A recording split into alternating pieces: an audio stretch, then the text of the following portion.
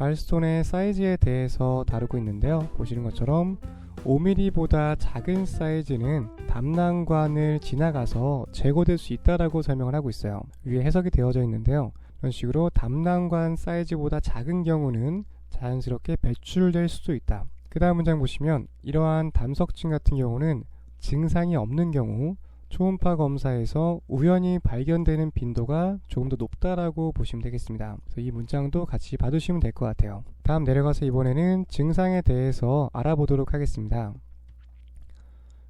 담석증의 증상 보시면은 빌리아리 콜릭이라는 표현이 있는데요. 우리말로는 담석산통이라고 합니다. 이 담석산통이라고 하는 것은 담낭 안에 결석이 있을 때 보통 우리가 음식을 섭취하잖아요.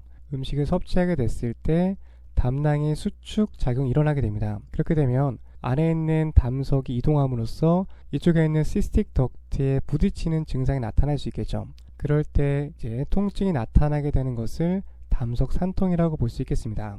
다음 문장에 설명이 되어져 있고요. 여기서 콜릭이라는 표현은 어브도미널 페인을 의미하게 되는데 단순하게 통증이 있다라기보다는 좀 과격하게 찌르는 듯한 느낌을 나타낼 때 이렇게 콜릭이라는 표현을 사용한다는 것도 같이 기억해 두시면 되겠습니다. 다음 문장 계속해서 볼게요. 갈블레더 쪽에 컨트랙티드 수축이 일어난다라고 설명이 되어져 있습니다. 이렇게 되면 담석이 부딪히게 되면서 담낭관을 압박하는 결과를 만들게 돼요. 이러면서 통증이 어떤 음식물을 섭취하고 난 다음에 일정하게 통증이 나타날 때, 특히 우상복부 쪽에 찌르는 듯한 통증이 있을 때 빌리아리 콜릭이라는 증상을 의심해 볼 수 있겠습니다. 다음은 기본적인 임상 증상들이죠. 오심, 구토, 발열 증상 등이 같이 동반될 수가 있습니다. 다음으로 초음파 검사로 라이트 어퍼 쿼드란트 쪽을 진단해 볼 수 있겠는데요. 초음파 검사 같은 경우가 콜러 리디아시스 담석증을 진단하는 데 있어서 가장 정확한 검사라고 평가를 받고 있어요. 우선은 첫 번째로 담석증이 의심될 때 초음파 검사가 진행이 될 수 있다는 점 봐두시면 되겠습니다. 넘어가서 다음 내용 보겠습니다. 이번에 보실 내용은 트리트먼트와 관련된 부분인데요.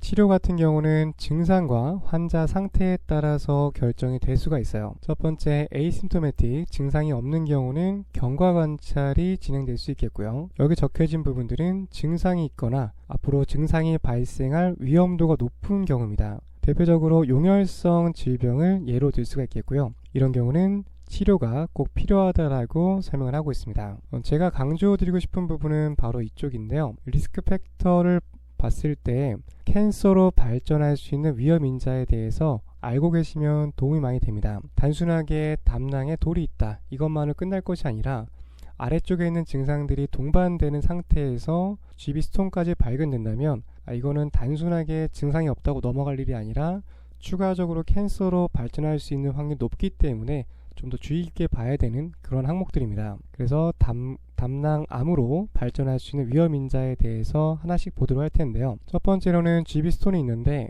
3cm보다 큰 사이즈 또는 멀티플하게 있는 경우 첫 번째로 의심해 볼 수 있겠고요. 두 번째 단서 중요합니다.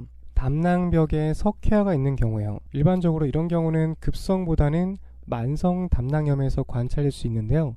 포셀라인 걸블레더 또는 도자기 담낭, 자기 담낭이라고 해서 담낭벽이 도자기처럼 굉장히 좀 단단해져 있지만 곧 깨질 것 같은 형태로 구성되어 있는 그러한 상태를 의미하는 용어입니다. 결과적으로 담낭벽이 만성적으로 염증을 겪으면서 석회성 어떤 물질을 나타낼 때 이런 경우도 두 번째 단서로 볼 수 있겠고요. 세 번째, 갈블레더에 선종이 있을 때 선종성 물질이 스톤과 다르게 관찰된다면 이러한 경우에 담석증이 있을 때는 캔서의 가능성이 있기 때문에 보다 적극적인 치료가 필요하다, 이렇게 말씀을 드릴 수가 있겠습니다. 다시 한번 정리해보면 단순하게 담석이 있을 때와 이런 추가적인 증상이 있을 때 대처가 좀 다르다라고 볼 수 있겠고요. 아래쪽에 강조드렸던 이런 경우에서는 캔서로 발전할 수 있는 위험 인자에 해당된다, 이렇게 보시면 되겠습니다. 다음은 이제 추가적인 치료 방법에 대해서 보도록 할 텐데요. 첫 번째로는 약물 치료예요. 메디케이션 같은 경우는 콜레스테롤 흡수를 조금 저하시켜주는 약물 치료가 진행될 수 있겠고요. 두 번째 같은 경우는 ESWL, 우리말로는 체충격파 쇠석술이라고 합니다. 이쪽에 리소트립시 같은 경우는 쇠석술이라는 표현이고요. 앞쪽에 익스트라코프랄은 체외라는 표현이죠. 몸 밖에서 충격 웨이브를 보내서 결석을 좀 부서뜨리는 그런 방법이라고 보시면 되겠습니다. 일반적으로 봤을 때는 레날 스톤, 요관 결석에서 주로 많이 되는 시술 방법인데요. 경우에 따라서는 담석증이 있을 때도 이러한 방법을 사용할 수 있겠습니다. 다음으로 수술은 알고 계실 것 같은데요. 담낭 절제술을 통해서 담낭 전체를 제거해주는 이러한 방법도 적용할 수 있겠습니다. 이렇게 해서 담석증에 관련된 전반적인 설명 드렸고요. 넘어가서 다음 내용 보겠습니다.